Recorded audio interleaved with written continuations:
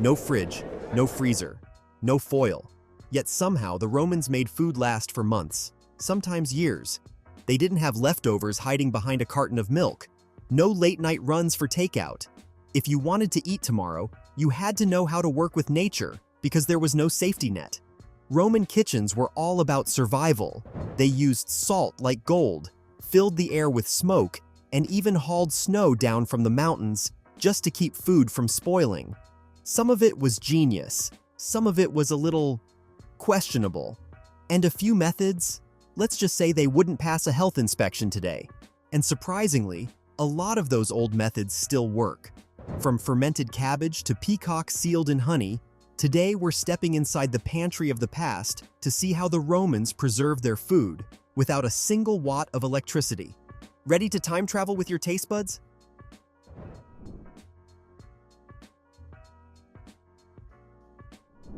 Let's start with salt. Among the many tools of the Roman kitchen, salt held a place of unrivaled importance. In our modern age, it is little more than a seasoning, scattered carelessly across meals.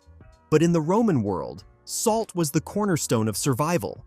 It preserved life as surely as it preserved meat. The Romans possessed a profound understanding of a simple truth: moisture bred decay. Wherever water lingered, so too did the seeds of rot. Salt, by contrast, drew that moisture out. It desiccated flesh, hardened surfaces, and in doing so, held the forces of spoilage at bay. Fish, pork, beef, even vegetables were all subjected to the same ritual. Meat was encrusted in heavy quantities of salt, sometimes equal to 1/5 of its own weight. Then it was suspended in shaded storerooms, laid upon drying racks, or sealed within thick ceramic vessels. Over time, salt formed a crust, impermeable, inhospitable to pests, and strong enough to preserve the contents within for weeks, sometimes months. This same salt gave rise to one of Rome's most famous exports, garum, and we know it worked. In Pompeii, archaeologists uncovered sealed amphorae still filled with garum after nearly 2,000 years. The residue was so well preserved, scientists could analyze its chemical composition and even detect its distinct pungent aroma. In great open vats, fish and salt were heaped in layers and left beneath the sun. The process was slow, driven by fermentation and heat. But in time, the mixture released a rich, pungent liquid, the beloved fish sauce of the empire. Garum was poured over meats, grains, legumes, and even fruit. It was as much a flavoring as a necessity, capable of masking spoilage and making even army rations palatable during long marches across provinces. Salted provisions, particularly fish and pork, became standard fare for the Roman legions. Soldiers often softened their rations in diluted wine or vinegar before consuming them. The taste was harsh, the texture unyielding. But in distant provinces where supplies were uncertain, salted meat meant survival. So prized was salt that Roman soldiers were sometimes paid in it, giving us the word salary from salarium. Salt, at times, was used quite literally as payment. In poorer territories, a single measure could be bartered for a full day's labor. Yet not all households had ready access to vast stores of salt. For those who sought other means, or greater longevity, smoke became the next ally. Smoke. If salt was the Roman shield against decay, then smoke was its sword. To enter a Roman kitchen was to step into a realm of flame and haze. Suspended from beams above the hearth were links of sausage, lengths of eel, hams, and even wheels of cheese, all slowly turning golden beneath a veil of rising smoke. These were not decorative tokens. They were part of a daily, deliberate craft. Romans understood that smoke served not only to flavor, but to guard.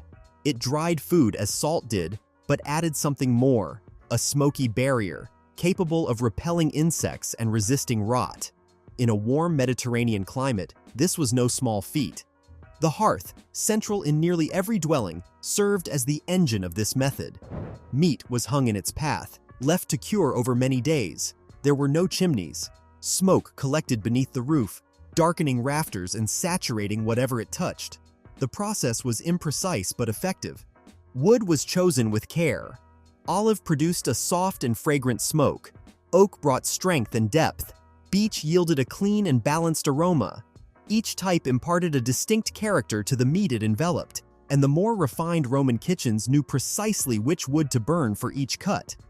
Over time, those who could afford it constructed smokehouses, small, purpose-built chambers, with vents to control airflow and shelves for aging larger portions. These structures, often found on country estates, became the backbone of year-round food storage. And this technique endured over distance. Historical records speak of smoked cheese shipped from Rome to Alexandria, surviving a journey of more than 1,000 miles without spoilage. It was a testament to the method's success and to the Roman mastery of adaptation. So we've salted and smoked, but what if you needed snow in July? Cold storage. Not all provisions could be cured with salt or smoke. Some, delicate in nature, required coolness, a gentler stillness, to endure the Mediterranean heat. And the Romans, ever resourceful, devised elegant methods to command the cold. Beneath the villas of patricians and merchants, there often lay a cella, a chamber carved into stone or earth, hidden from the sun, sealed from warmth.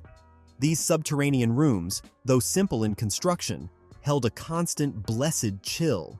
Even at the height of summer, their temperature rarely rose above 15 degrees Celsius. Here, wine casks aged in peace. Fresh cheeses rested unspoiled. Olives floated in oil. Fruits, nuts, and greens lingered a little longer before succumbing to time. But there were those who sought not coolness alone, but ice. And for them, winter was a season of gathering. During the colder months, laborers were dispatched to high altitudes, the Apennine Mountains, the Alban Hills, to collect snow. With great effort, it was brought down in sledges and carried in baskets to the estates of the powerful. There, it was packed into pits, layered with straw or sawdust, and buried deep beneath villas in specially built chambers known as Nivaria. These ancient ice houses were feats of both engineering and ambition. Some could hold several tons of snow, preserved well into the heat of midsummer. And their purpose was not solely indulgent. The snow cooled wine at imperial banquets. It preserved fresh fish from distant coasts. It formed the base for desserts flavored with honey, citrus, and grape must, what poets would later describe as sorbet fit for the gods. To possess a snow cellar was to command a piece of winter all year long. It was a symbol of wealth, yes, but also of foresight. For in a land of sun, the one who mastered cold could preserve life. Yet snow, like all things, melted, and when it did, the Romans turned to a force even more ancient than ice, the power of the sun. Drying. If snow was Rome's rarest gift, sunlight was its most abundant servant, and the Romans, patient and observant, learned to wield it with precision. Drying food beneath the sun was a practice as old as the fields themselves. It required no fire, no salt, no costly tools, only air, heat, and time. Across the provinces, particularly in the countryside, it was common to find wooden racks brimming with fruit, figs, grapes, plums, slowly darkening into sweet, leathery jewels. These dried treasures were tucked away in earthen jars and linen sacks, ready to nourish a household through famine, storm, or siege.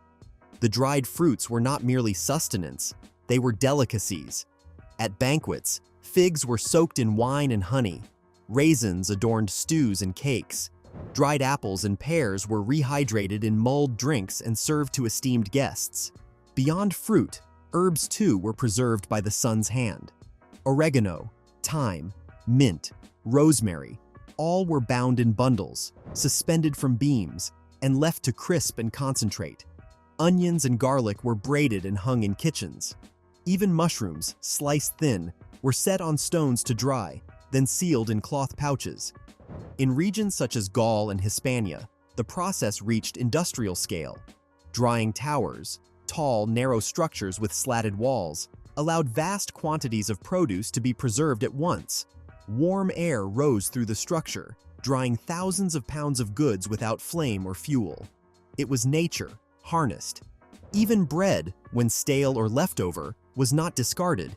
It was sliced and dried into hard rusks, durable as stone, carried by soldiers on campaign and soaked in broth or wine when meals were scarce. These unyielding loaves, like the men who bore them, were built to endure. Drying was more than technique. It was a philosophy, a belief that with care, foresight, and sunlight, the bounty of the land could be stretched across seasons, across distances, even across generations.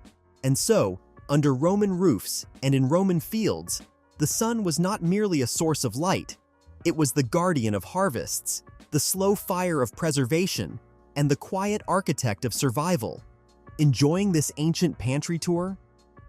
Hit the subscribe button before we preserve the rest. Fermentation. When salt was scarce and smoke impractical, the Romans turned to a subtler force, fermentation, the invisible alchemy that transformed perishables into provisions. What began as a necessity soon evolved into a culinary philosophy, woven into the very fabric of Roman domestic life. In the kitchens of Rome, great amphorae lined the walls, tall, narrow jars sealed with wax or pitch, each containing a different bounty suspended in brine or vinegar. Olives of every hue, beets, onions, turnips, and cucumbers, all preserved beneath liquid, layered with herbs, spices, or fragments of garlic and mustard seed. These were not mere side dishes, but staples, meant to nourish a household throughout the barren months. The most common preserving agent was posca, a cheap, vinegary soldier's drink. It was sharp, simple, and effective. Food immersed in it resisted decay, carried the bite of acidity, and gained a resilience that defied heat and time. Some households sweetened their brines with honey, creating a complex balance of flavors, sweet, sour, and sustaining. Fermentation was not limited to plants. Fish, too, found new life in brine. So did cheese, especially the softer varieties, which were submerged in salted whey to firm and mature. Fruits were also transformed. Quinces and grapes, crushed and aged until they gave rise to sour-sweet pastes and spreads that were served with bread, cheese, or roasted meats. Physicians of the age, like Galen, praised fermented foods not merely for their endurance, but for their health. Pickled cabbage, for instance, was prescribed for digestion, gut balance, and even melancholy, long before anyone knew what vitamin C was. Soldiers carried it in ceramic pots across provinces. Tavern keepers, too, found a use for the fermented egg, preserved in ash, vinegar, or wine, served alongside wine and coarse bread as a satisfying snack. In every corner of Roman society, from the legions on the march to the villas of the elite, fermentation was a quiet guardian, stretching seasons into sustenance, deepening flavor into memory, and turning simple brine into a pantry's best defense. Honey. Yet even fermentation had its limits. For food that was truly precious, that needed to endure not for weeks but for years, the Romans turned to one element above all others: honey. Golden, viscous, and incorruptible, honey was regarded not just as food, but as nature's preservative, bestowed by the gods. Its natural antimicrobial properties made it uniquely suited for long-term storage. And so, the Romans used it not sparingly, but lavishly. Fruits were peeled and packed into clay jars, then submerged in honey and sealed. Apples, berries, nuts, and even grapes could survive for years in this sugary embrace. Meats were treated with similar reverence. A recipe in the writings of Apicius, Rome's most famed gastronomer, details the preservation of peacock, roasted, basted in honey, and sealed within amphorae. To modern ears it may seem indulgent, but for the Roman elite, it was a testament to their mastery over both time and nature. Across the countryside, wealthy estates maintained their own apiaries. Beehives were placed near flowering groves and orchards, producing honeys of distinct flavor: thyme, chestnut, acacia, and clover. Honey was collected by skilled keepers, whose bees had rights recognized in law. If a swarm settled on neighboring land, the hive's owner retained claim to its bounty. These hives supplied not only the kitchen, but the storerooms and infirmaries. Honey sealed amphorae with airtight certainty, It was smeared upon wounds as a balm. When mixed with vinegar, it soothed sore throats. Combined with mint, it calmed the stomach. So revered was honey that many Roman homes had honey rooms, dry, clay-lined pantries where sealed jars rested for years. In one such vessel, unearthed by archaeologists, honey mingled with walnuts, still fragrant after nearly 2 millennia. One amphora, recovered near the ancient city of Eleutherna in Crete, contained honey and nuts so well preserved that traces of pollen, wax, and floral compounds were still detectable. Researchers noted the honey remained biologically stable, even after 2,300 years. Wine. Where honey gilded food in sweetness, alcohol served as yet another invisible shield. The Romans, keenly aware of its preservative power, made wine do more than inspire feasts. It preserved the very dishes served upon the table. Fruit was poached in wine, then sealed in amphorae. Plums and pears were simmered with cinnamon, cumin, or fennel, then drowned in sweetened must. Over time, the alcohol infused their flesh, repelling spoilage and deepening their flavor. Even humble ingredients found protection in a drink. Garlic cloves, onions, and boiled eggs were placed in jars of red wine, spiced with pepper or bay. The wine did not merely preserve, it softened, marinated, and transformed.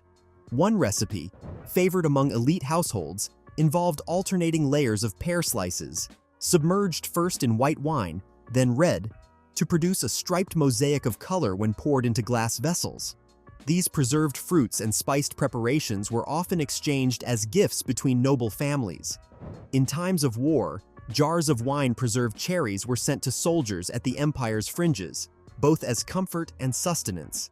And in homes, it was not uncommon to find meats cooked, cooled, and stored in wine for safekeeping, especially during long journeys or banquets prepared days in advance.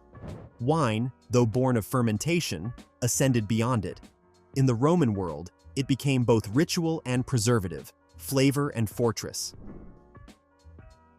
Clay storage. None of these methods, fermentation, honey, alcohol, could endure without the right vessel, and for this, Rome relied on one of its oldest technologies, the ceramic jar. From the smallest urni to massive dolia, Roman storage jars were architectural marvels. Crafted from porous clay, they were fired, coated, and sealed with resins, pitch, or wax, rendering them both breathable and airtight. Two contradictory qualities that, together, enabled the perfect balance for long-term preservation. Each jar had a purpose. Narrow-necked amphorae held wine, oil, and vinegar. Wide-mouthed dolia stored grain, salted fish, and garum. Inside, food was layered with care, often with herbs, straw, or cloth to insulate and separate. The outside was no less thoughtful. Many jars were inscribed with details of origin, date, and contents, often stamped or painted before firing. In this way, a merchant in Carthage could recognize oil pressed in Hispania, or wine aged for 20 years near Neapolis. Amphorae were stored in cellae, or buried halfway into the ground to moderate temperature. On ships, they were packed upright in straw and clay, wedged tight to endure the rocking of the sea. Even today, shipwrecks are uncovered with amphorae intact, some still bearing traces of ancient contents. Take the Madrague de Gien wreck off the coast of France. Discovered in 1967, it held over 1,500 amphorae packed with preserved Roman wine. Some amphorae still bore resin seals, and residue analysis revealed compounds like tartaric acid, clear signs of aged grape must. When the jars were full and the salt was gone, Romans turned to their last ally: ash and earth. Ash, taken from the hearth, was dry, sterile, and insect-repelling. In homes across the empire, eggs were buried in clay pots layered with ash and lime, some boiled beforehand, others left raw. Kept cool and dry, they remained edible for months. In the countryside, root vegetables were buried in pits carved just below the frost line. These pits, lined with straw or sand, breathed gently through air shafts to prevent mold. Here, Carrots, parsnips, turnips, and radishes slumbered through winter, their freshness preserved by cold and shadow. Even cheese was sometimes buried, wrapped in leaves, and placed in shallow hollows to age. The result was pungent, flavorful, and utterly Roman. One such delicacy, Maridum, a garlic herb cheese spread, was often made from aged curds and praised in rustic verse. While not always buried, its ingredients reflected the bold, preserved flavors of the Roman countryside. And sometimes, burial was an act of secrecy. In times of famine or war, entire amphorae of grain or oil were hidden beneath fields, marked with coated stones. Families returned weeks or years later to retrieve them, unspoiled, unseen, untouched. To bury food was not an act of desperation, it was an act of wisdom. The ground offered what no fire or salt could: silence, stillness, and time. So that's how the Romans kept their food fresh, without a fridge, freezer, or even foil. Just smart thinking, a lot of patience, and a few tricks that still work today. If you enjoyed this look into ancient kitchens, give the video a like and hit subscribe so you don't miss what's coming next. Have a preservation method from your own culture, or a time in history you want us to explore? Let us know in the comments. Thanks for watching, and we'll see you in the next one.